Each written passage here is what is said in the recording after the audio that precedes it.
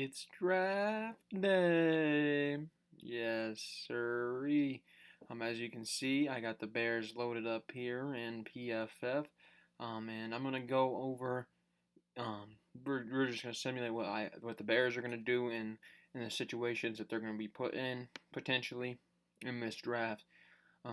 So let's see what ends up happening, and let's try to make the best draft for the Bears. Obviously, not all of what I'm saying is necessarily going to be come true. I mean, some guys might not even be there. Like maybe Skoronski makes it a little bit lower than this. Um, Obviously, I think trade is fully in play. I know the Titans were wanting to trade up for potentially a QB. Is there that QB on the board? I don't see that QB on the board. Would they trade up for an offensive lineman? I doubt it. Team like the Texans, what they end up doing at 2? Did they go okay? So they went quarterback there at 2. I know that the Texans are trying to move their pick, and I believe, yeah, I think Tyree Wilson's still around. Tyree Wilson, yep, he should be around still. So I think definitely the Texans could be that. I heard that they might be interested at 2. Packers, obviously, they're at 13. I don't think you move much further behind them because you never know. So we're going to try to make a trade happen with the Texans. Don't be shocked when the Bears do trade this pick down. I think the Bears are definitely going to be interested and trying to pick up more draft capital. And it's for a few picks. Maybe we'll throw like this and that. Maybe even a third round, maybe the third rounder, move up higher in the second. Maybe get like a future third. Will that go through? It doesn't. Maybe we can get a future fourth. Something like that. Would that work? Okay. So obviously, I don't know if this is going to be the exact trade details. PFF, I feel like it's a little bit harder to trade for picks than it is in real life, because teams are really willing to give up maybe extra. But I think you potentially have the ability there to get earlier into that second round, and obviously there move back a couple spots. So let's see what they ended up doing. They went Nolan Smith. They didn't even go Tyree Wilson. Tyree Wilson's still sitting on the board here at 12. I don't trade down again. Like I said, the draft gets chaotic if people start thinking we thought maybe he was going to be gone at 2. He's here at 12. I don't see why the Bears would pass up here. It's just too good a value for us to pass up on. So we got our edge rusher concern fulfilled. So here in the second round, I'm thinking if there's a good defensive tackle, so Mozzie Smith and Brian Breeze are off the board, so I don't think you commit there. Running back could be sneaky. Jahmyr Gibbs. Obviously, Khalil Herbert is now going to be the lead back there. But I think the way you went in the first round, obviously Paris Johnson was an option for y'all. I think a guy Dawand Jones, if we're going to look at him here, if you load, most of his snaps were at right tackle, and the Bears do have a little bit of a need at right tackle because they did kick Tevin Jenkins inside. I still like Tevin as a tackle personally, but they moved him inside. He's on the right guard spot. So you definitely need somebody at that right tackle spot. And then obviously you got Nate Davis at left guard, and then you have Braxton Jones at left tackle. So getting a true right tackle here in Dawand Jones makes perfect sense for us. So we're gonna lock that in. Played opposite side of Paris Johnson, somebody else we were definitely considering there at 9 or 12 if he's there. 53. I think at this spot, if there's a running back here, you take him. Zach Charbonnet. I don't know if he's going to get to 61. You look at some teams, lost Austin Eckler. Don't think they're going to need it, but the Jaguars, you never really know what they're going to do. They don't necessarily have a defined backfield necessarily. The Giants, I saw that they might be interested in Bijan Robinson, so I don't really know what's going on there. Obviously, the Cowboys, if they don't go Bijan, they're definitely in play for running back. The Bills, another team I think could sneakily take a running back. Obviously, they have a rotating door of running backs that have gone through that. And same thing here, somebody that really helps Joe Mixon out. So there's just too many running back needy teams. I think if you're gonna go get your guy, it would be here, and to me that'd be Zach Charbonnet. I think you could, if you end up missing on him, get a good player in like a Keaton Mitchell or a Chase Brown or even a Deuce Vaughn type. Really good backs that aren't gonna go very high because they're not necessarily the prototypical NFL running back. But here, to me, you got to go offensive line again. You got to get a center. 2 spots on the offensive line, right tackle and center. Really desperate. Personally, I like Braxton Jones. I have yet to seen enough about Nate Davis in our system. Obviously, when you change teams, you might be worse, better, whatever. So I'm not going to say anything on Nate Davis, whether or not I like him yet or not. But I also do like Tevin. I know the jury's kind of been in and out of Tevin. And I do like Whitehair, but I imagine he's probably going to get moved. But Luke Weipler here makes the most sense. You don't want Sam Mustipher starting another year for you. And with the inability to stay on the field from Lucas Patrick, I think definitely center is something that you'd be considering there. This is a tricky spot to put the Bears in now because I do really think that they could go corner potentially earlier than this. Personally, I think that they are definitely a team to watch out for a sneaky corner spot, even at 9, if that's Gonzalez or Witherspoon, mostly because they did kick Kyler Gordon to the slot. So they will more than likely be looking for a corner to line opposite side of Jalen Johnson. Maybe it's a guy like a Garrett Williams, decent sized, almost 6-footer, 22 years old. He'll be able to play outside. Riley Moss, you're not gonna really. I feel like he probably wouldn't be the best of fits for us. I'm a little bit higher, but a little bit older. Obviously, we know how old it worked out for us last year. Guy like Kytrell Clark could be interesting. Jacorian Bennett, very fast kid. Very, very fast kid. A little bit on the older side there as well. A little bit taller than Garrett Williams. But corner, I don't necessarily like the corners that are currently on the board. I do like one of the receivers on the board. I really do like Marvin Mims. I also love Trey Palmer. Marvin Mims does have the better grade for me. And obviously with the Bears, they do have the 3 receivers, whatever. I don't necessarily believe they're all that deep personally. I know Kwame St. Brown is an okay backup. I know they like Dante Pettis. Obviously, Velus Jones is there.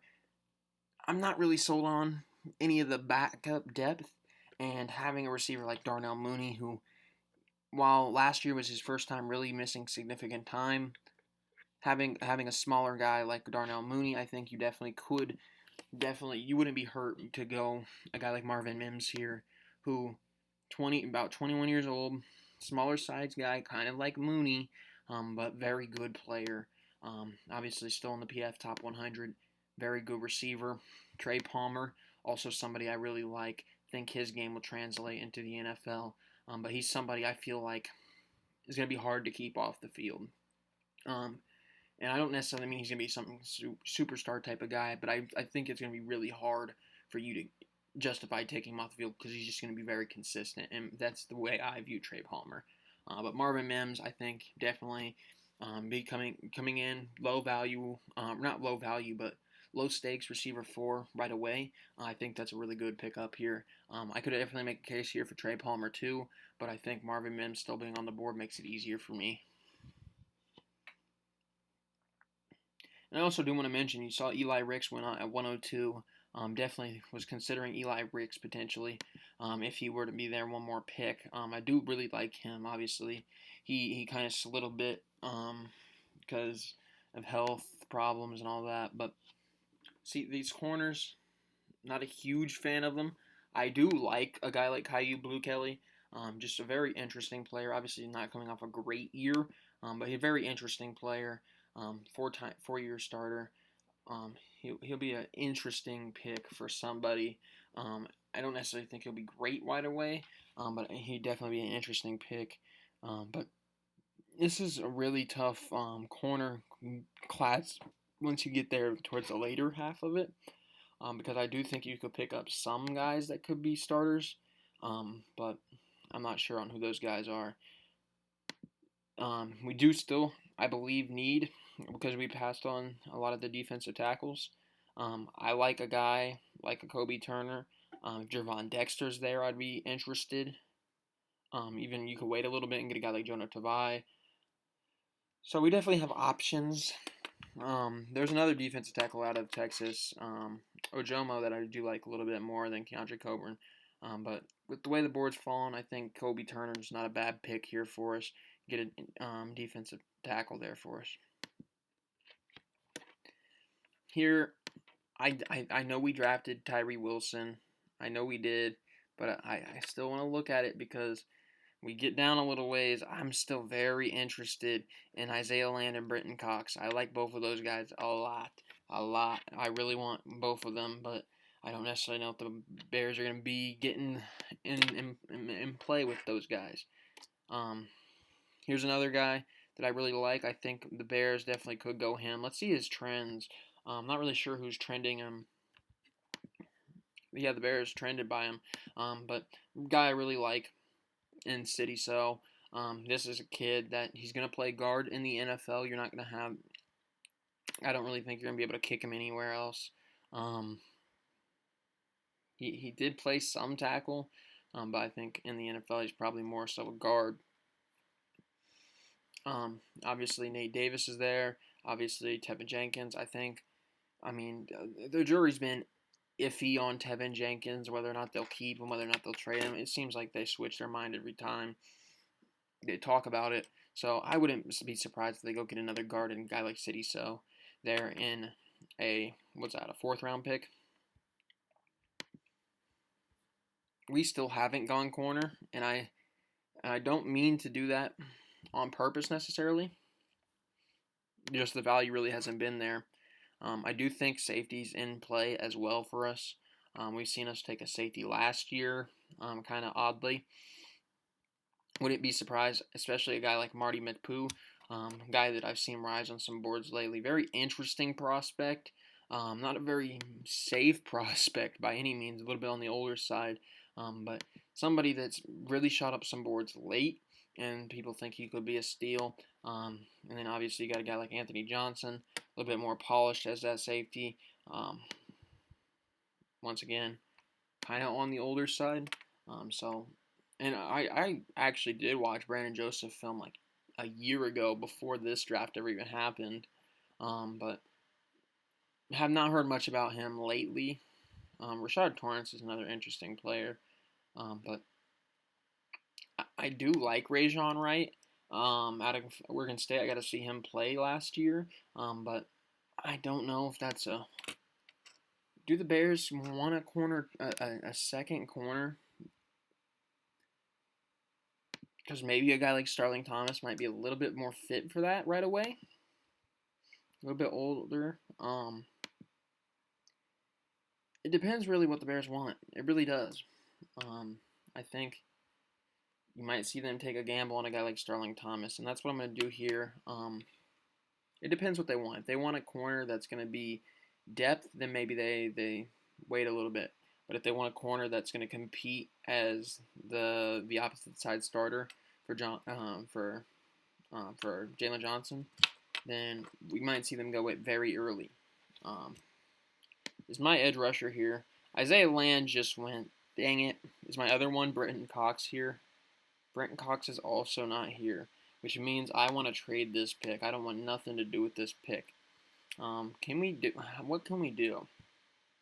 Is somebody willing to give me like another pick this year and let's say a 7th next year for 218?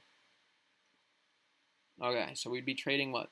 A 7th this year for a late 7th and another 7th. Pick up 2 7ths. Would I be able to do something like that? No, but I can do that. Let's try that. Okay, so we picked up another 7th in next year's draft.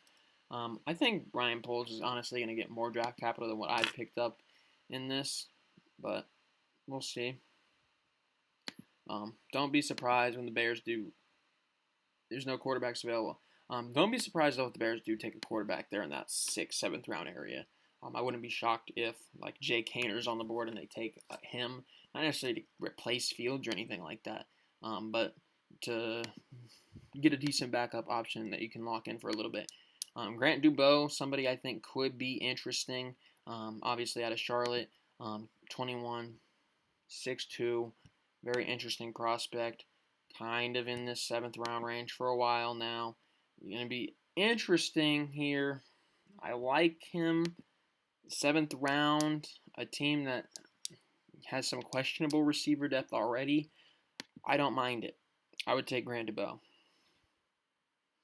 And we get the last pick. I really want to go DT here. I don't know if there's anybody here that I'm necessarily super high on.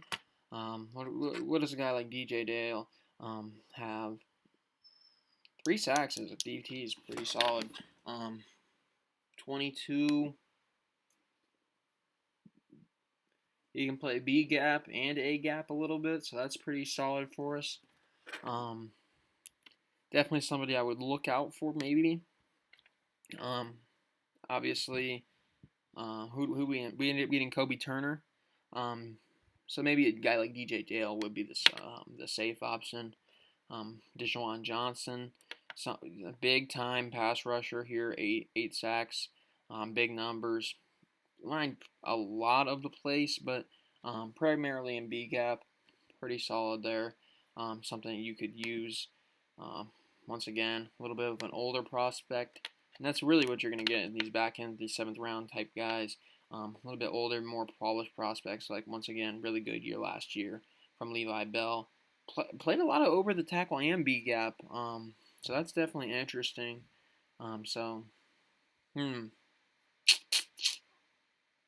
I do like the versatility that I saw out of Deshaun Johnson's.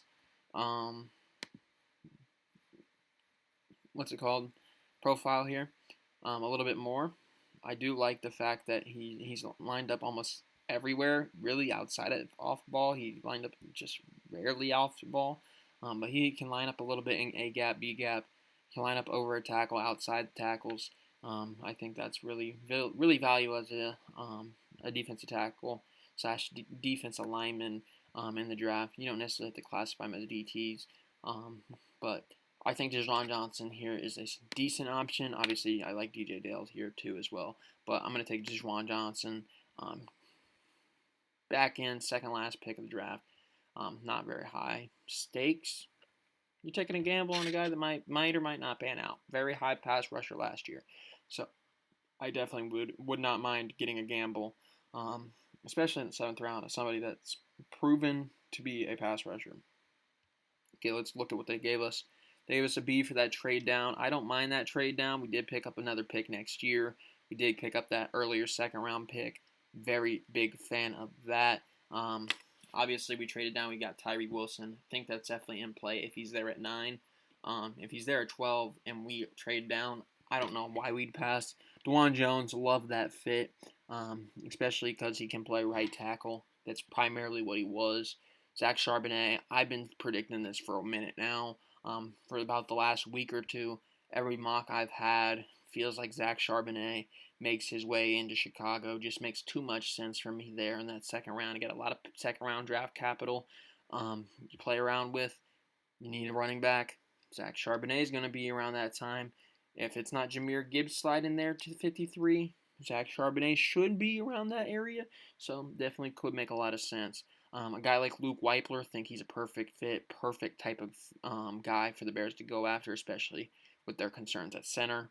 Marvin Mims, this was a best player available at the position scenario. Really love Marvin Mims. Think he'll probably end up being higher than a 4th round pick when it's all said and done. To me, he's probably a 3rd round pick, a day 2 pick. But if he's there in that 4th round, I would be jumping at joy to get Marvin Mims.